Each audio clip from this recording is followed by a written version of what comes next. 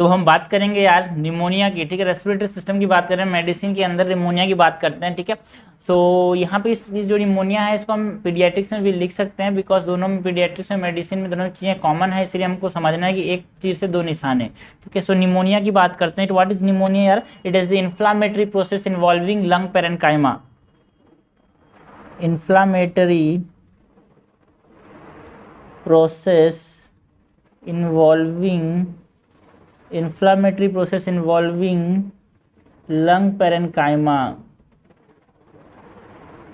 Inflammatory process involving lung parenchyma. अगर etiology की बात करें तो 0 to 3 मंथ्स के अंदर कौन कौन से ऑर्गेनिजम्स हैं जो कि कस करते हैं निमोनिया? तो यहाँ पे ग्राम नेगेटिव एंटेरोबैक्टीरियसी फैमिली के मेंबर्स हैं यार, ग्राम नेगेटिव एंटेरोबैक्टीरियसी। और कौन से? H influenza. और कौन कौन सा? Streptococcus pneumonia,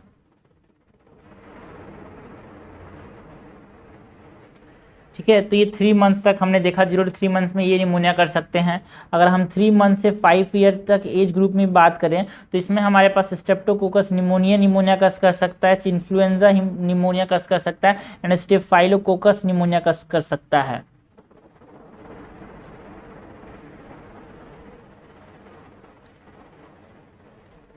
okay. And more than 5 years की अगर हम बात करें, सो मोर देन 5 ईयर्स में हमारे पास स्ट्रेप्टोकोकस निमोनिया कस कर सकता है, माइकोप्लाज्म निमोनिया कस कर सकता है, कि mycoplasma pneumoniae and staphylococcus. Risk factor की बात करें तो जो निमोनिया कस करने में कौन कौन से रिस्क फैक्टर हैं यार हमारे पास? अगर लो बर्थ वेट है तो वो एक रिस्क फैक्टर है ना। Malnutrition is a risk factor, इसीलिए खाना खा के जाना है, नाश्ता करके जाना है यार hospital. And vitamin A deficiency की वजह से भी क्या हो सकता है? निमोनिया हो सकता है। लैक ऑफ ब्रेस्ट फीडिंग की वजह से निमोनिया हो सकता है। पैसिव स्मोकिंग अगर है, एक्टिव स्मोकिंग मतलब आप समझना रोज पी रहे हो, पैसिव मतलब आसपास अगर रहते हो, स्मोकिंग की वजह से तो होगा ही होगा, एंड आसपास जो स्मोकर है उसके आसपास रहते हो तो आपको भी निमोनिया हो सकता है, ठीक है। तो दूर रहना स्मोकर से। तो ये अगर रिस्क फैक्टर ना हो। क्लिनिकल फीचर्स की बात करें तो WHO की ग्रेडिंग है यार यहाँ पे, है ना। WHO ग्रेडिंग है तो हम इसको ग्रेडिंग के हिसाब से देखेंगे, सीवियर निमोनिया में क्या होता है ना, निमोनिया में क्या होता है, वेरी सीवियर निमोनिया में क्या होता है, उस हिसाब से हम क्लिनिकल फीचर्स को दिखेंगे, ठीक है। सो अगर हमारे पास हमने बात की अबाउट निमोनिया, सो निमोनिया में हमारे पास क्या देखने को मिलेगा यार? फीवर देखने को मिलता है, लेकिन वो क्या होता है? निमोनिया, सिर्फ निमोनिया क्लासीफाई करने के लिए ये 38.5 डिग्री सेल्सियस से कम होना चाहिए टेम्परेचर। एंड यहाँ पे नो फीडिंग डिफिकल्टी, खाना खाने में कोई दिक्कत नहीं होता, नो फीडिंग डिफिकल्टी। एंड यहाँ पे क्या नहीं होता? No dehydration. तो किसी में होता होगा, वो हम देखेंगे भाई किस में होता है। ये हो गया निमोनिया, इसमें कुछ नहीं होगा, नॉर्मल है, ठीक है, बस इन्फ्लामेटरी प्रोसेस है। बट अगर सीवियर निमोनिया की बात करें, सो सीवियर निमोनिया हमारे पास कहाँ पे देखने को मिलेगा? अगर high grade fever, severe pneumonia में हम क्या देखने को मिलेगा? High grade fever. क्या देखने को मिलता है यार? हाई ग्रेड फीवर देखने को मिलता है, मोर देन 39 डिग्री सेल्सियस। यहाँ पे क्या होगा? Feeding difficulty. ओके, डिहाइड्रेशन होगा। यहाँ पे टेकीपीनिया हो जाएगा, जो हार्ट रेट है वो बढ़, मतलब हार्ट बीट नहीं भाई, हमारे पास जो ब्रीदिंग रेट है वो बढ़ जाएगा, है ना। इंटरकोस्टल चेस्ट जो है वो क्या कर जाएगा? रिट्रैक्ट कर जाएगा भाई।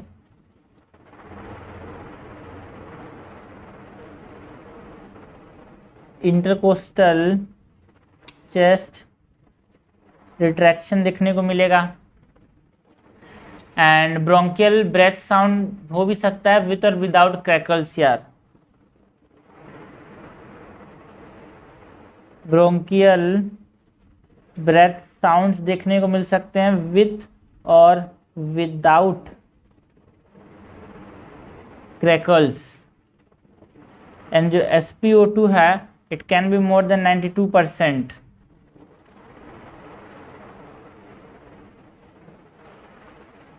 अगर वेरी सीवियर निमोनिया की बात करें तो वेरी सीवियर निमोनिया में हमारे पास क्या होता है भाई, inability to feed, inability to feed. Sensorium क्या हो जाएगा, अल्टर्ड हो जाएगा, है ना। इंटरमिटेंट एपनिक स्पेल्स देखने को मिल सकता है,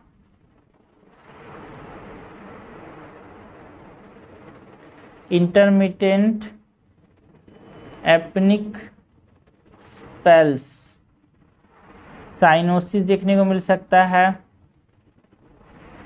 SpO2 जो होगा वो लेस देन 92%। हम बात कर सकते हैं अबाउट एक्सेसिव डायफ्रोसिस, पसीना बहुत ज़्यादा आएगा यार।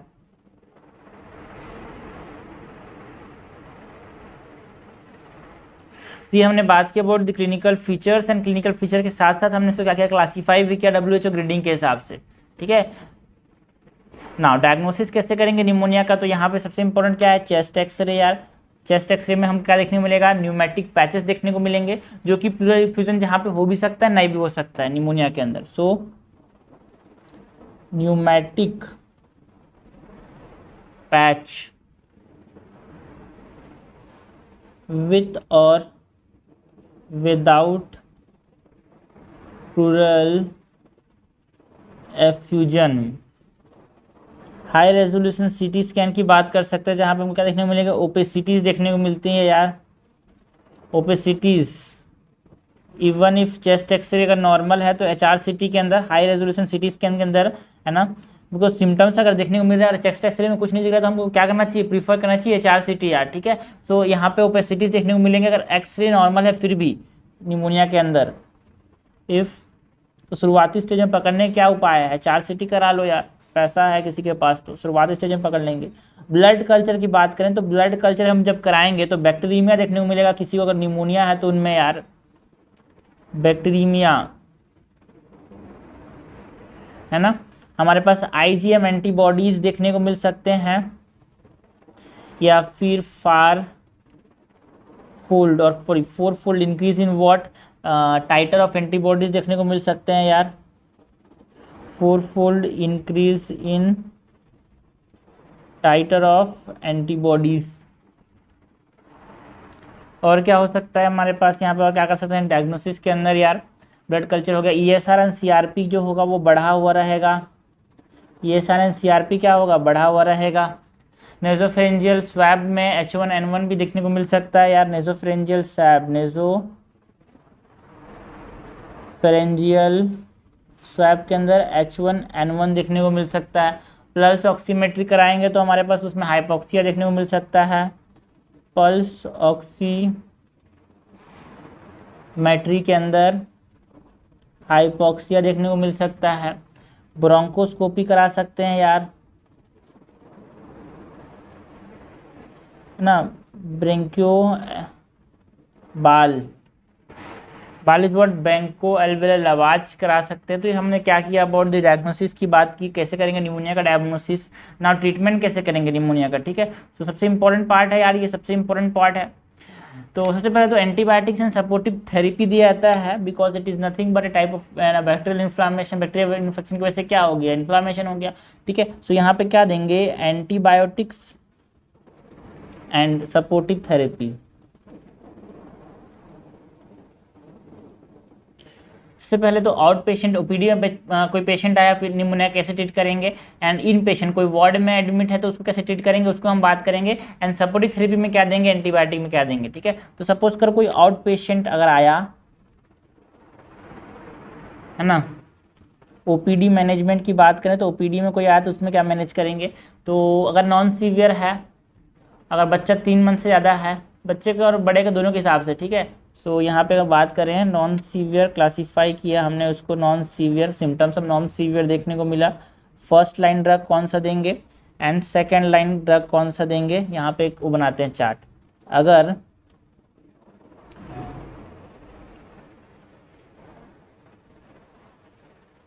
बच्चा का जो एज है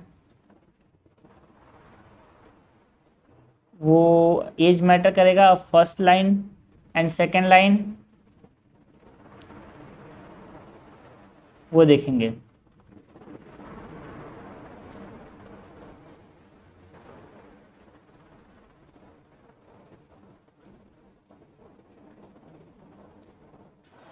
ये फर्स्ट लाइन, ये सेकेंड लाइन, ठीक है। सो फर्स्ट लाइन में हमारे पास पहले तो एज की बात करें, अगर कोई बच्चा का 3 मंथ से ज़्यादा एज है ग्रुप है और नॉन सीवियर है, सो ये हमारे पास अगर 3 महीने से ज़्यादा अगर उसको हमारे पास ओपीडी में आया और उसको देखने को मिला कि नॉन सीवियर निमोनिया है, सो अगर उसका एज ग्रुप 3 मंथ से 5 ईयर्स तक है तो उसमें हम फर्स्ट लाइन कौन सा ड्रग देंगे यार, अमोक्सिसिलिन। एंड सेकेंड लाइन कौन सा देंगे, क्लोराम्फेनिकोल।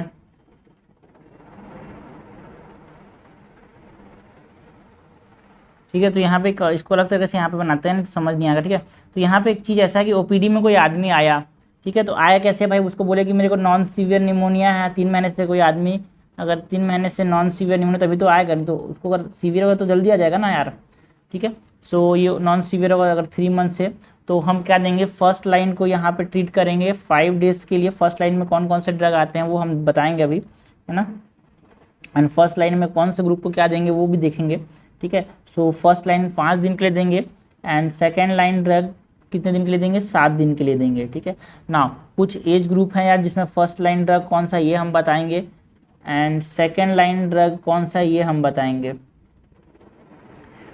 ठीक है। तो फर्स्ट लाइन ड्रग अगर हम 3 मंथ से 5 ईयर्स की एज ग्रुप की बात करें तो first line drug is amoxicillin and second line drug is chloramphenicol.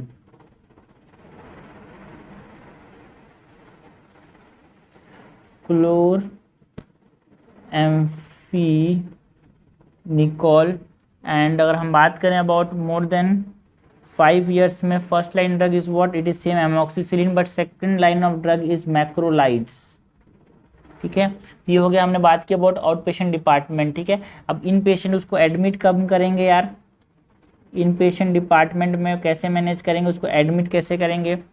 So indication क्या है एडमिट करने का, उसको इंडिकेशन इज़ अगर वो इन्फेंट है, अगर वो इन्फेंट है 1 साल से छोटा है तो उसको एडमिट करेंगे। अगर सीवियर केस हो गया तो एडमिट करेंगे, नॉन सीवियर में तो हम क्या करेंगे, उसको पीडी में ट्रीट करेंगे। एंड नॉन सीवियर मतलब बताया ना यार, ये देखो ना, फीवर है, नॉन फीडिंग है, बस नो डिहाइड्रेशन। सो अगर हमारे पास अगर पुअर फीडिंग है तो भी क्या करेंगे, खाना ठीक से खा नहीं रहा है तो क्या करेंगे, कोई भी आदमी उसको एडमिट करेंगे। And inadequate response to oral therapy, अगर ओरल थेरेपी से कोई रिस्पॉन्स नहीं आ रहा है तो क्या करना पड़ेगा, एडमिट करना पड़ेगा। Inadequate response to oral therapy, ठीक है। नाउ अगर हमने बात की ना यहाँ पे सपोर्टिव थेरेपी देंगे, एंटीबायोटिक्स देंगे, तो उसकी बात करते हैं यार, ठीक है। सो यहाँ पे हम बात कर सकते हैं अबाउट द सपोर्टिव थेरेपी। पहले तो एंटीबायोटिक की बात कर लेते हैं कि जो एंटीबायोटिक्स हैं उसको कैसे देंगे, ठीक है। सो एंटीबायोटिक्स जो है ये हमारे पास आईवी एंटीबायोटिक्स की बात कर रहे हैं, जो एडमिट करेंगे उसको 5 to 7 डेज तक देंगे यार, 7 डेज ज़्यादा एंटीबायोटिक कम नहीं देते जनरली, ठीक है। And switch to oral if accepted, इसके बाद switch to oral if accepted.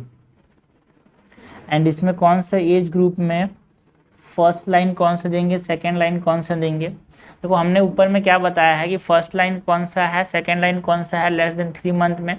अगर आईवी हम दे रहे हैं तो ये तो ओरल की बात की ना, अगर हम आईवी बात कर रहे हैं इन पेशेंट डिपार्टमेंट में कैसे ट्रीट करेंगे, है ना, वो हम बता रहे हैं। तो लेस देन 3 मंथ को एडमिट किया है तो उसमें सेफ्ट्रायोक्सोन प्लस माइनस एमोनोग्लाइकोसाइड्स दे सकते हैं। ये इंपॉर्टेंट है यार, ये जो डोजिंग है ना ये इंपॉर्टेंट है। Ceftriaxone plus minus aminoglycoside and second line drug same यही रहता है।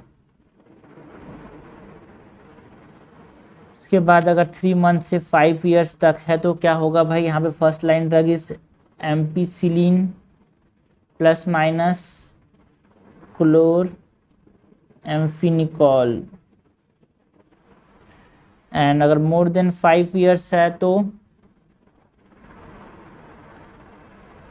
एम्पिसिलिन स्लैश मैक्रोलाइड, दोनों में से कोई एक देंगे।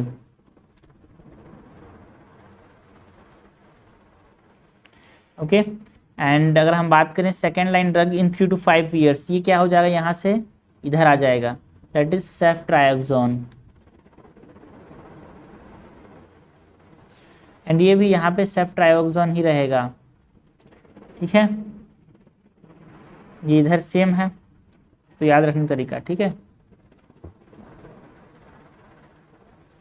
ये हो गया हमारे पास एंटीबायोटिक्स यार। नाउ सपोर्टिव थेरेपी की हमने बात की थी ना, सपोर्टिव थेरेपी करना पड़ेगा।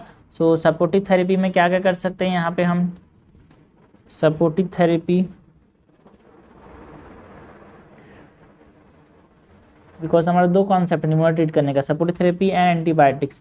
सपोर्टिव थेरेपी में हम क्या करेंगे, न्यूट्रिशन को देखेंगे, एडुकेट न्यूट्रिशन देंगे यार उसको, हाइड्रेशन मेंटेन रखेंगे, बिकॉज मेन दिक्कत है खाना नहीं खाता, डिहाइड्रेशन हो जाता है, ऑक्सीजन सप्लाई देंगे, है ना हमारे पास। और एंटीपायरेटिक्स दे सकते हैं जिसमें पैरासीटामोल, एंटीपायरेटिक्स में पैरासीटामोल एंड ब्रोंकोडायलेटर्स दे सकते हैं। ब्रीदिंग डिफिकल्टी हो रही है तो चेस्ट फिजियोथेरेपी कर सकते हैं यार। ओके अगर हम कॉम्प्लिकेशन की बात करें तो कॉम्प्लिकेशन में क्या है, कॉम्प्लिकेशन देखने को मिल सकता है अपने को, है ना, यहाँ पे प्लूरल इफ्यूजन हो सकता है, हमने ट्रीट नहीं किया ठीक से निमोनिया को, तो क्या हो सकता है, प्लूरल इफ्यूजन हो सकता है, प्लूरल कैविटी में फ्लूइड भर सकता है, एम्फाइसीमा हो सकता है, नॉट एम्फाइसीमा यार, एम्फाइमा, फ्लूइड कलेक्शन, लंग एब्सिस बन सकता है ना, एक्यूट रेस्पिरेटरी डिस्ट्रेस सिंड्रोम हो सकता है। तो ये हमारे पास हो गया कॉम्प्लिकेशन यार। कॉम्प्लिकेशन की बात की हमने, है ना, इन clinical features, treatment, diagnosis, risk factor, etiology of what, pneumonia, बहुत इंपॉर्टेंट टॉपिक है मेडिसिन के अंदर इन जनरल, एंड पीडिया में तो है ही है, और ज़िंदगी के लिए भी बहुत ज़रूरी है।